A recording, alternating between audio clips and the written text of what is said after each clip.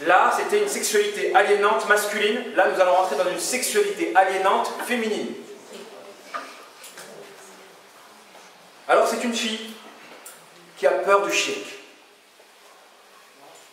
Regardez, c'est un cas type, hein, c'est le même cas type, mais d'une manière différente. Elle a peur du shirk. Et à cause de la peur de son shirk, elle ne se rabaisse pas devant quelqu'un. Du coup, elle ne ramasse pas les choses par terre. Parce que si elle ramasse quelque chose par terre, dans sa tête, Shaitan va lui dire « tu t'es prosterné, tu t'es incliné devant quelqu'un ». Du coup, elle ne ramasse pas. Elle a aussi peur de toucher les autres en raison de la pulsion. Parce qu'elle a des pulsions homosexuelles. Elle a une crainte de la pédophilie en raison d'une excitation sexuelle au contact des enfants. Dès qu'elle touche un enfant, une excitation sexuelle se déclenche. Comme elle refuse à être pédophile, du coup, elle est tiraillée entre cette pulsion qui va se déclencher dès qu'elle va se rapprocher des enfants. Du coup, elle s'écarte.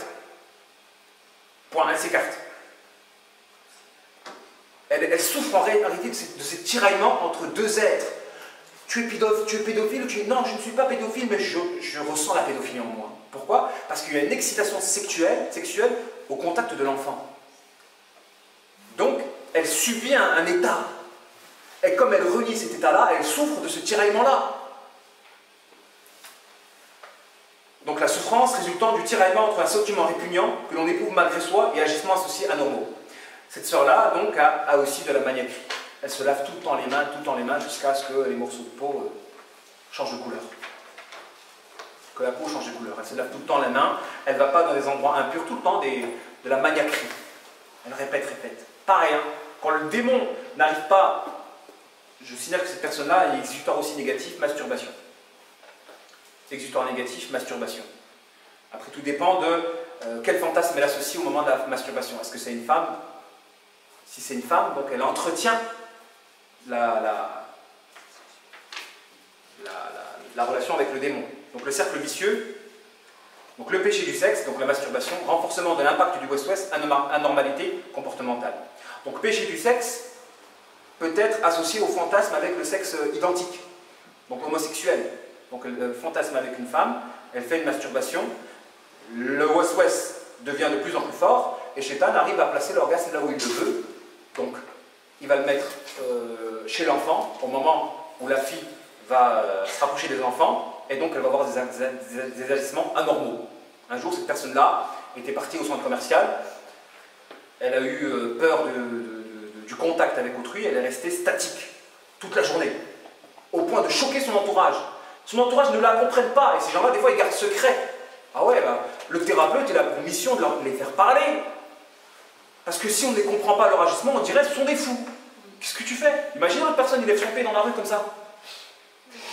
C'est-à-dire, c'est un hindou, là, il veut casser son égo, pendant 12 ans, il va lever son pied, là.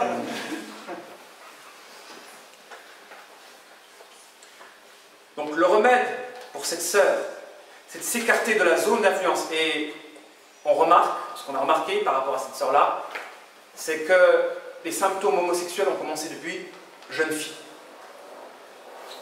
Depuis qu'elle est petite. Or, on ne devient pas perverse, on est tous selon la saine nature. Ça veut dire que ayant questionné sur les membres de sa famille, on s'est rendu compte que tous souffraient aussi de troubles. Une sœur qui a fugué pour partir dans un autre appartement, qu'un garçon collectionne des sorties prison, sorties, prison. Bon, quand vous avez tous des enfants qui ont des troubles plus ou moins étranges, il faut revenir aux parents. Donc le foyer peut être un vecteur de négativité qui génère justement, la cause en réalité c'est le foyer, qui génère une force négative. C'est une force négative qui va se traduire en pulsion à l'endroit du sexe identique. Et on a plein de personnes qui ont développé des pulsions négatives, des conséquences de leur foyer de résidence. Et après les gens ils diront, le lien de parenté, les sacrés, le lien de parenté, les sacrés. Mais c'est à cause du lien de parenté que les enfants sont devenus des homosexuels. Subhanallah. Le lien de parenté, il n'est pas absolu. Parfois, les parents, à visiter des sorciers, à faire de la sorcellerie, ils sont la cause de la perversion de leurs propres enfants quand ils grandissent avec des pulsions jusqu'à... Cette sœur-là, alhamdoulilah, elle a une envie de s'en sortir, elle souffre de son état, elle souffre qu'un orgasme, parce qu'elle n'a jamais concrétisé, Moi, je connais des sœurs qui ont concrétisé l'homosexualité. Celle-là n'a pas concrétisé l'homosexualité. Elle en souffre. Elle se réfugie dans un exutoire négatif qu'est la masturbation. Et qui entretient ces symptômes-là. Donc, le remède pour elle, c'est de s'écarter de la zone d'influence démoniaque, en l'occurrence le foyer, se repentir de ces actes qui renforcent ces waswas, et ne plus exprimer négativement la pression maléfique et la ruqya.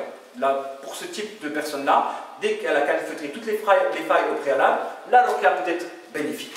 Mais d'abord, se repentir, non, c'est d'abord s'écarter de la zone qui génère une influence négative, se repentir, éventuellement se marier. Dès que la personne se repent et qu'elle s'écarte de la zone négative, son orgasme il est mal placé. L'orgasme, elle le puise chez les femmes. Donc, elle n'a pas spécialement d'attirance pour les hommes.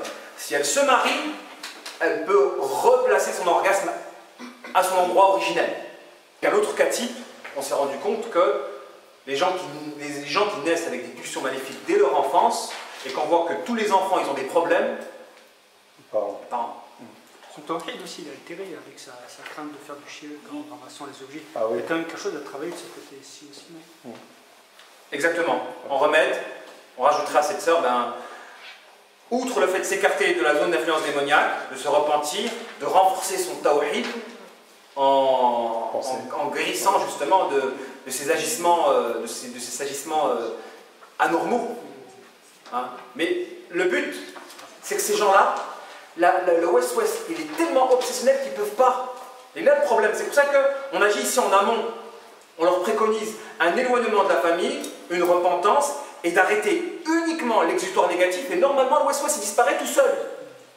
En fait, c'est ça le problème. Pourquoi je n'ai pas mentionné le fait d'enseigner le tawhid pour que la personne... Tu dis à la personne, baisse ton pied, t'inquiète pas, tu vas pas écraser le Coran. Mais lui, il ne peut pas baisser son pied, parce que le West-West, il est tellement fort. Mais il est tellement fort des conséquences de ses agissements, parce que c'est ces agissements qui ont renforcé, qui ont fait du West-West un West-West impactant. En fait, j'ai remarqué que quand, dans un cercle vicieux, on attaque l'exutoire, en fait, ça casse le cercle vicieux. Exactement. L'exutoire, c'est pour ça que les clés de la guérison, il est en chacun d'entre nous.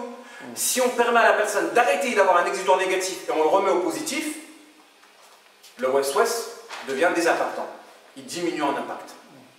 Et la personne, des fois, son West-West, il part directement. L'exutoire, exactement.